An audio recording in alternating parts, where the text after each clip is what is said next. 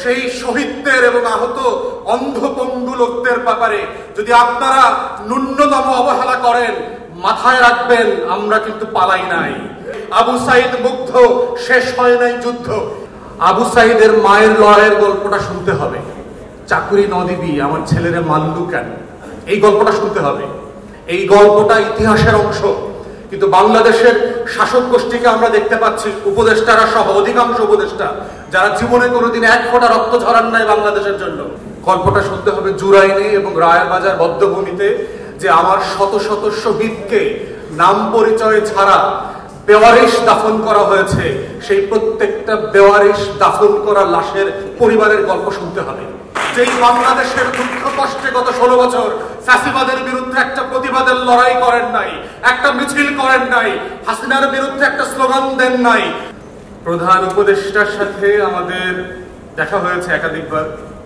সর্বশেষ মিটিংয়ে আমরা ওনাকে অনেকগুলো দাবি দেওয়ার পাশাপাশি বলেছি যে বাংলাদেশের গত 16 বছরের ইতিহাসে বড় আকারে 4টা গণহত্যা হয়েছে।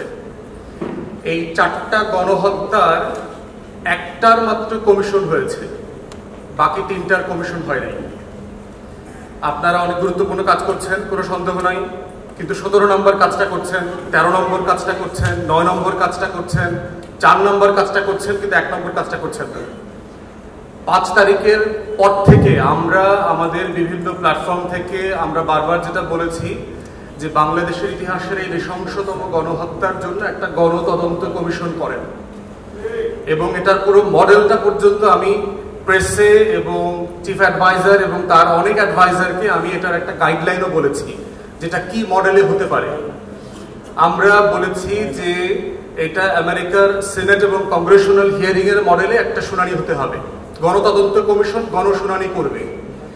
গণশুনানি কেন হইতে হবে? গণশুনানি হইতে হবে এই যে আতিক এবং এমদাদের এই গল্পটা রাষ্ট্রকে শুনতে হবে, শুধু টিএসসি না, শুধু সাধারণ মানুষকে না, পুরো রাষ্ট্রকে শুনতে হবে এই গল্পটা, ওদের লড়াইয়ের গল্পটা। আবু সাইদের মায়ের লড়াইয়ের গল্পটা শুনতে হবে। চাকুরি ন দিবি আমার ছেলেরে মাল্লু কেন, এই গল্পটা শুনতে হবে। বাংলাদেশের পাড়ায় মহল্লায় প্রান্তে প্রান্তে যে লড়াইগুলো করেছে এই 6 কোটি তরুণের প্রতিনিধিরা, লক্ষ লক্ষ জনগণ, লক্ষ লক্ষ তরুণ যুবকরা করেছে, তাদের সবার গল্পটা শুনতে হবে। যেই শহীদ মিছিলে যাওয়ার আগে মাকে চিঠি লিখে ক্ষমা চেয়ে গেছে, সেই মায়ের কান্না জড়া চিঠিটার গল্পটা শুনতে হবে। গল্পটা শুনতে হবে সেই 6 জন শহীদের, সাভারে যাদেরকে হত্যা করে পুড়িয়ে মারা হয়েছে, সেই 6টা পরিবারের গল্প শুনতে হবে। গল্প শুনতে হবে এপিসি থেকে যে শহীদকে ফেলে দেওয়া হয়েছে, তখনও তিনি বেঁচে ছিলেন, সেই শহীদের গল্পটা শুনতে হবে। গল্পটা শুনতে হবে জুরাইনে এবং রায়েরবাজার বদ্ধভূমিতে, যে আমার শত শত শহীদকে নাম পরিচয় ছাড়া বেওয়ারিশ দাফন করা হয়েছে, সেই প্রত্যেকটা বেওয়ারিশ দাফন করা লাশের পরিবারের গল্প শুনতে হবে। এই গল্প শুনতে হবে এই কারণ এই গল্পকে বিক্রি করে যেন ব্যবসা না হয়।